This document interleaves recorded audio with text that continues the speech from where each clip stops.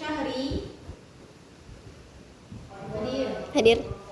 Angelita, Atika, Emira, Fadlan Azizi. Fadlan mana? Sakit ya? Sakit? Mana?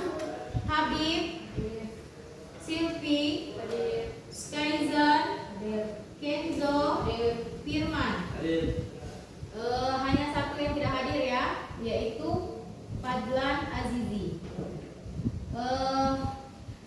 Kita sebelumnya kita menyanyikan lagu wajib nasional, yaitu lagu Indonesia Raya yang akan Ustazah pimpin sendiri ya di sini ya. Silakan berdiri.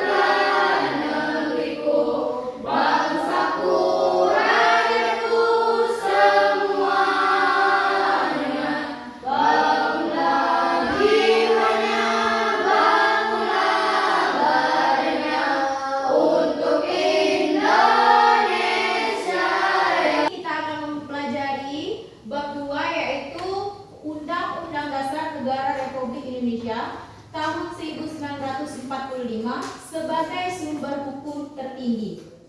Ada yang hafal undang-undang di sini? Atau setengahnya saja? Silakan Atika. Sebaik aja nggak apa-apa. Silakan. Undang-Undang Dasar Negara Republik Indonesia tahun 1945 pembukaan bahwa sesungguhnya kemerdekaan itu ialah hak segala bangsa, dan oleh sebab itu maka penjajahan di atas dunia harus dihapuskan karena tidak sesuai dengan peri kemanusiaan dan peri keadilan, dan pergerakan perjuangan kemerdekaan Indonesia telah sampailah pada saat yang berbahagia dengan selamat santasa mengantarkan rakyat ke depan pintu gerbang kemerdekaan Indonesia yang merdeka, bersatu, berdaulat, adil dan makmur. Dah. Bagus, dah. Itu adalah sepotong dari atau potongan dari Undang-Undang Dasar Negara Republik Indonesia tahun 1945 yang biasa kita baca ketika upacara bendera setiap hari Senin 17 Agustus, hari guru. Setiap kegiatan upacara kita selalu membacakan Undang-Undang Dasar Negara Republik Indonesia tahun 1945. Di sini nanti silakan lanjut.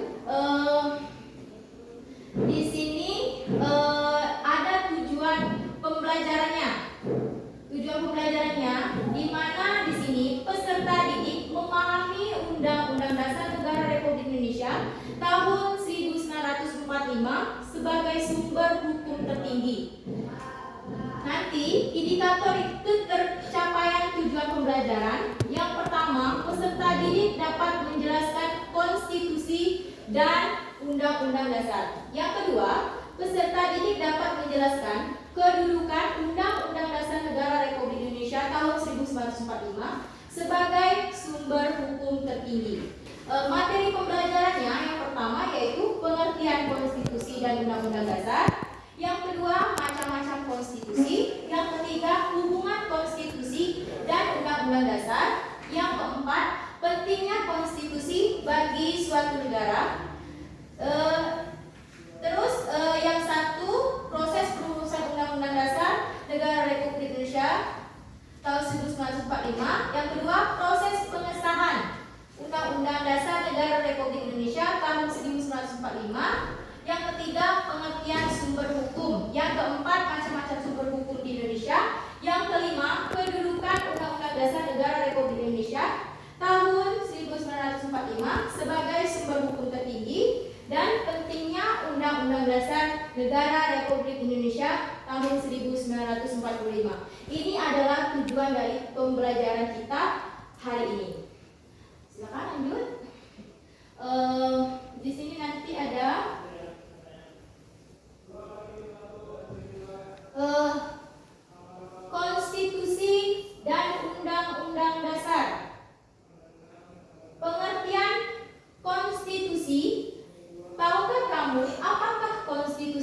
Undang-Undang Dasar, konstitusi adalah kumpulan aturan baik tertulis ataupun tidak tertulis yang dijadikan pedoman atau pegangan untuk mengatur penyelenggaraan pemerintah negara. Sedangkan pengertian dari Undang-Undang Dasar adalah suatu naskah tertulis yang berisi aturan-aturan yang bersifat fundamental, mendasar, dijadikan pedoman dan pegangan. Terus ada macam-macam konstitusi di sini ya. Ada konstitusi tertulis, adalah aturan-aturan pokok dasar negara, bangunan negara dan tata negara yang mengatur kehidupan suatu bangsa di dalam sistem hukum negara. Contohnya Undang-Undang Dasar Negara Republik Indonesia tahun 1945. Coba videonya dari situ. Keputusan di MPR berdasarkan musyawarah mufakat pidato Presiden di setiap tanggal 16 Agustus 1945 di depan sidang paripurna DPR. Yang ketiga adanya adat istiadat. Nah, di sini di adat istiadat itu seperti apa? Ada yang tahu? Terus yang adat istiadat itu contohnya adalah misalnya di dalam masyarakat kalian misalnya kan ada adatnya pernikahan, dalam acara pernikahan atau hajatan. Setiap daerah itu berbeda-beda. Misalnya di daerah Lintang itu seperti apa adatnya, Kenzo? Oh iya, sedekah namanya ya. Terus apa lagi? Kalau yang di daerah Jawa, Angel? Kalau daerah Jawa gimana acara pernikahannya? Acara pernikahannya? Nggak tahu. Siapa yang tahu? Atika mungkin?